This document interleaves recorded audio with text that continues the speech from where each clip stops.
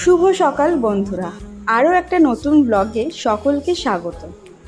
আজ জন্মাষ্টমী, আর তোমরা দেখেছো কাল থেকেই আমাদের পুজোর তোড়জোড় কিন্তু শুরু হয়ে গেছে। সমস্ত নিয়মকানুন মেনে হয়তো পুজোটা করতে পারিনি, নিজেদের মতো করে যেটা নিজেদের মনে চেয়েছে সেটাই আমরা করেছি। সব আয়োজনেই আমার সাথে ছিল সুলগ্না, মানে আমার যা। সকালে প্রথমেই আমরা গোপালের স্নানের জন্য সব আয়োজন করে নিয়েছিলাম, আর তারপর নতুন জামা পরিয়ে সাজিয়ে দিলাম। আর এই জামাটা দিয়েছে আমার মা, রংটা খুবই সুন্দর, জানি না ক্যামেরায় কতটা বোঝা যাচ্ছে। সকালে ইচ্ছা ছিল জুঁই ফুলের সাজে সাজাবো গোপালকে, তাই যেমন ভাবা ঠিক তেমনই সাজিয়ে ফেললাম। তোমরাও জানিও কেমন লাগছে আমার গোপালকে। সকালের ব্রেকফাস্ট নিবেদন সেরে ফেললাম, আর তোমরা যারা ভিডিওটা দেখছো তারা কিন্তু জানিও তোমাদের এই ব্লগটা কেমন লাগছে। আর তার সাথে কিন্তু তোমরাও তোমাদের গোপালের পুজোর ছবি দিও, আর কি কি ভোগ নিবেদন করলে সেটাও জানাতে ভুলো না।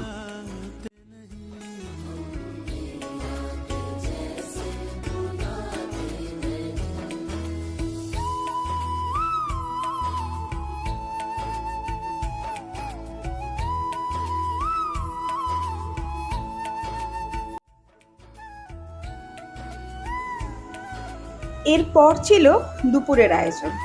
সকালের পর্ব মিটতে প্রায় 12টা বেজে গেছিল, তাই আবার তোড়জোড় শুরু হয়ে গেল দুপুরের পর্বে।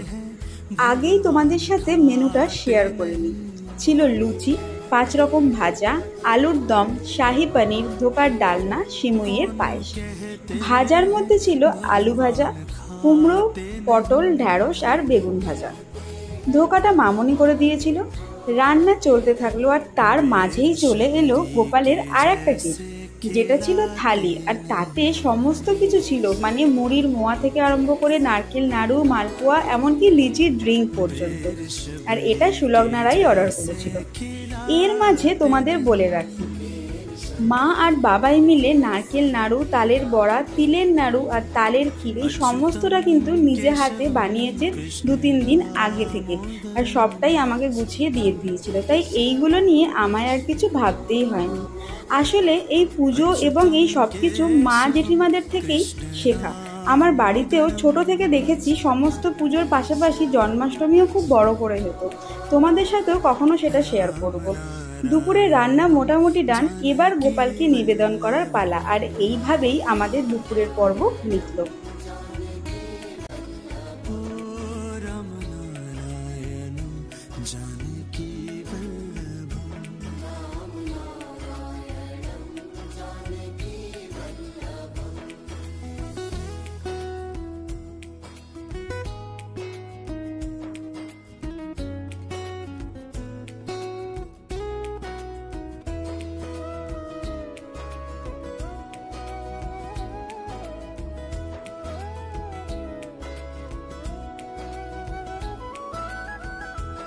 कौन कहते हैं भगवान सोते नहीं। তো সন্ধেবেলায় আবার শুরু করে দিলাম পরের পর্বের আয়োজন। গোলাপের এই মালাটা কিন্তু ইভান পুরোটা গেঁথেছে, যেটা তোমরা ভিডিওতে দেখতেই পাচ্ছ। চলো এবার গোপালের সাজ আবার পাল্টাবো, আর এবার আর জুঁই ফুল না, সেই গোলাপ আর তার সাথে অর্কিডের সাজে সাজাবো গোপালকে। সন্ধেবেলায় মা, বাবাই আর কাকিমা এসেছিল। পুজোটা একদম নিজের মতো করেই করা, আর বাড়ির লোকরা মিলেই করা, তাই ঘরোয়াভাবেই সমস্ত আয়োজন করেছি।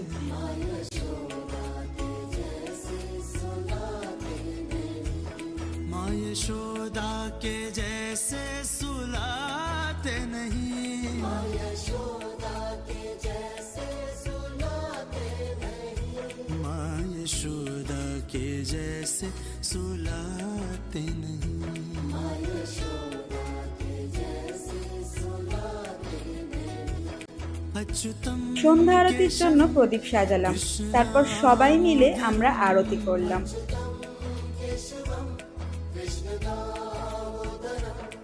अच्युतं केशवं कृष्ण दामोदरं। अच्युतं केशवं कृष्ण दामोदरं। राम नारायणं जानकी वल्लभं।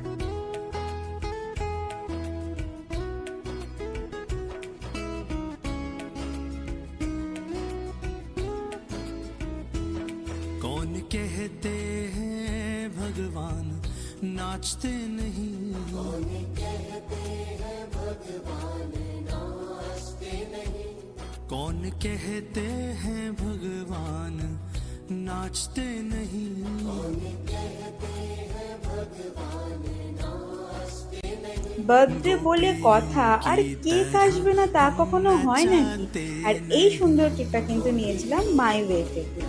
সব মিলিয়ে একটা জমজমাট বার্থডে কাটছে কিন্তু গোপালের। আর যাই হোক, মাদের জন্য একটু লুচি করতে এবার শুরু করে দিলাম। আর এত কিছু করবো, আর সেটা যখন ফাইনালি সাকসেস হবে তখন একটু নাচ না করলে হয়? আর জন্মদিনে তো একটু নাচ গান চলতেই পারে, তাই না? তো ব্লগটা আজকে এতটাই। তোমাদের কেমন লাগলো সেটা কিন্তু জানাতে ভুলো না। দেখা হবে খুব শীঘ্রই। अच्युतम